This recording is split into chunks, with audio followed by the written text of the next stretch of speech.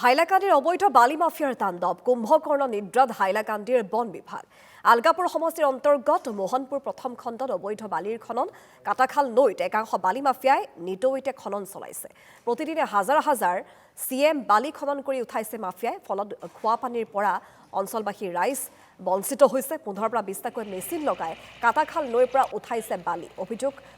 জনোৱাৰ পিছতো কোনো ধৰণৰ গুৰুত্ব আৰোপ কৰা নাই বন বিভাগে হাইলাকান্দি বন বিভাগ আৰু পা সগ্ৰাম ফৰেষ্ট ৰেঞ্জৰ বিৰুদ্ধে ৰাইজৰ ক্ষোভ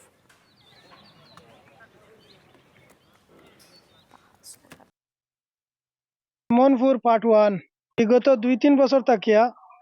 মানে অবৈধ মেশিন দিয়া বালি তোলা হয় এই যে জায়গার মধ্যে 15-20টা মেশিন বর্তমানে এখানে লাগাইলা আছে আর দিন রাত মানে 24 ঘন্টায় মানে বালি তুলে এইখান থেকে অবৈধ এই বালি তোলার কারণে আমরা প্রধান অসুবিধা হয় হাজার মানুষ মানে এটা নদী থেকে স্নান করে বা জল নিয়ে খাওয়া হয় এর কারণে অনেক অসুবিধা হয় আমরা প্রধান ডিপার্টমেন্টে মানে বেজান হয়েছে আর